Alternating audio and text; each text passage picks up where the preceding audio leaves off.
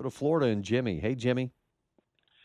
Hello, Kurt. Thanks for taking my call. You bet. Been driving from Dallas, Texas, to all the way to Florida, so I didn't expect to be making a phone call at 1 in the morning.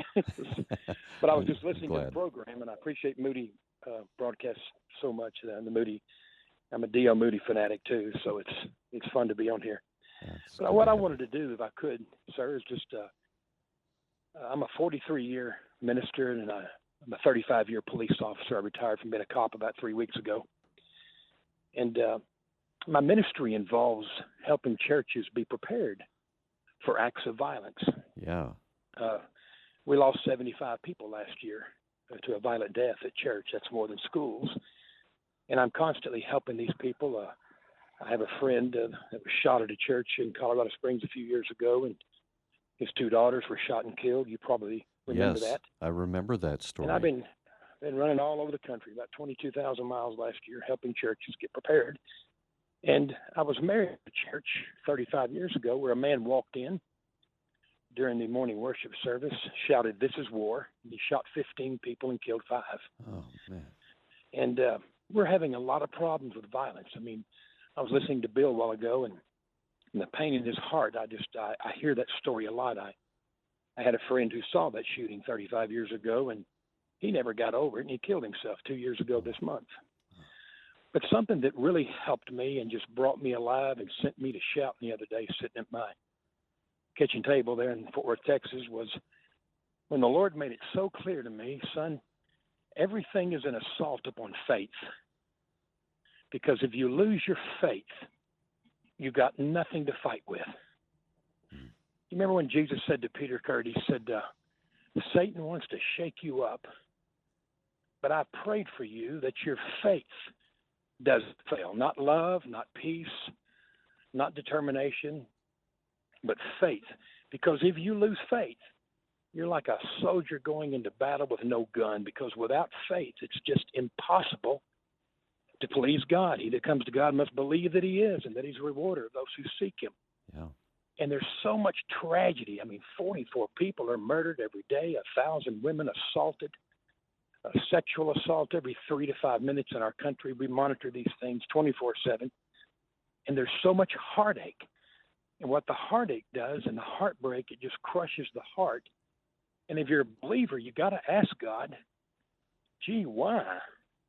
Because, and then you get these half-hearted answers like, we live in a fallen world, which answers nothing, because you're still telling me, I'm not asking you, do we live in a fallen world, but why didn't he stop it? I mean, if my son's about to touch the stove, I'm going to stop it. Yeah.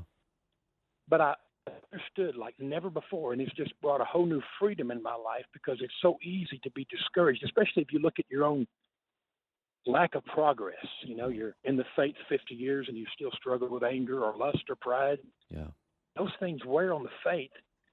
But when I understood that, gee, he wants to take my faith, he wants me to come to a point where I no longer believe. And Kurt, do you remember the book Letters by C.S. Lewis? Yes. Remember when the big demon says to the little demon, never is, and if you know what I'm talking about, there was, the lieutenant demon that was training the young demon on how to deal with this man who had just found faith in Christ. Yeah. So he tells the young demon, here's what you got to do, and here's what you have to understand. Never is our cause, the devil's cause, the devil talking to another, never is our cause in the kingdom of darkness in greater danger than when one of these believers no longer feels the presence of God, has no joy, has no peace, nothing's going right for him. Never is our cause in more trouble than when he's going through that, and yet he still chooses to believe and obey.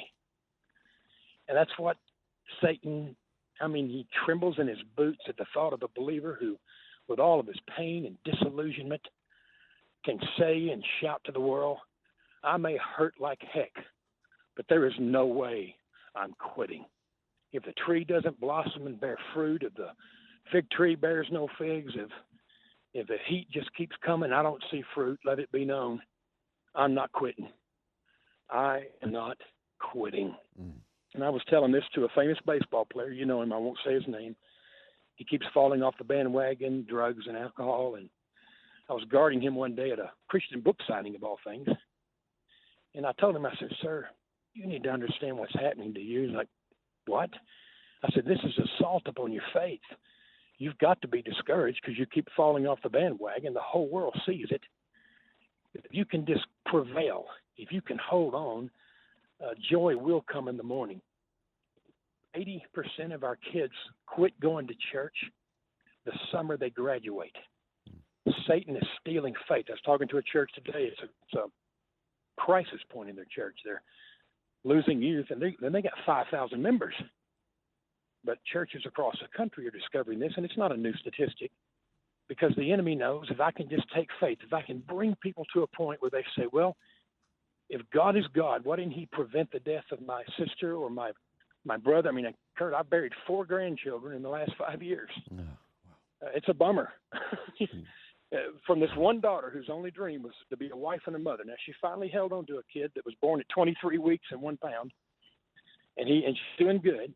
But after a while, you get tired of these funerals. But when we understood over and over, this is an assault upon faith. I see this. I traveled all over the country in the last year. A year ago, about right now, I was a guest on a Moody Radio network in Spokane, Washington, and we share this everywhere, that it's the assault upon faith. Why doesn't God do this? Why doesn't he do that? But God just cares. So faith, as Philip Yancey says in that great book, Disappointment with God, which I'm sure you've read, that ultimately God doesn't want to be analyzed. He wants to be loved, because we're never going to have all those answers. But I just know the enemy fears the believer who says, hey, there is no way I'm quitting. If I go through Job's experience and lose my cattle and donkeys and sheep, and then he lost all 10 children, and God just kind of sat there and let the devil have his way with him. But he still came to that conclusion at the end that, wow, the Lord is God. Blessed be the name of the Lord. He gives, he takes away. And I know it's a struggle, and I don't mean to be unsympathetic of anybody. Being a cop, Kurt, I constantly see people whose hearts are just so broken and just so much pain and agony. But I know that in that dark moment, here comes the enemy, and he's a thief. We always quote, steal, kill, and destroy. Well, what is he trying to kill, steal, and destroy? He wants your faith. He wants you to say, I'm through with God. And what you've got to be like is Rocky in that first movie that says to Apollo Creed when he's bleeding to death and his nose is the size of a basketball. Remember, he looks at him and says, come on. I'm not quitting. I'm not giving up. And that's what the enemy is after. Jimmy, you have hit on so many unbelievable points here. I know that it's a divine appointment that you just happen to be listening, just happened in quotes, so you could share some of these thoughts. See, these are thoughts that are coming from your heart, from your life experiences, and I do hope that Bill is still listening. Bill, I believe that Jimmy is speaking directly to you and many others who are like you, who may be angry with God, ready to throw in the towel. And Jimmy has given you great encouragement. The enemy wants you to fall. Don't fall. Take the hit, but get back up again in the power of Christ. Jimmy, I got to go to a break, but I want to thank you so much for being with us. I have so enjoyed what you had to say. We're going to chew on it. We're going to think about it. Many blessings to you as you travel, and may the Lord be with you in your ministry.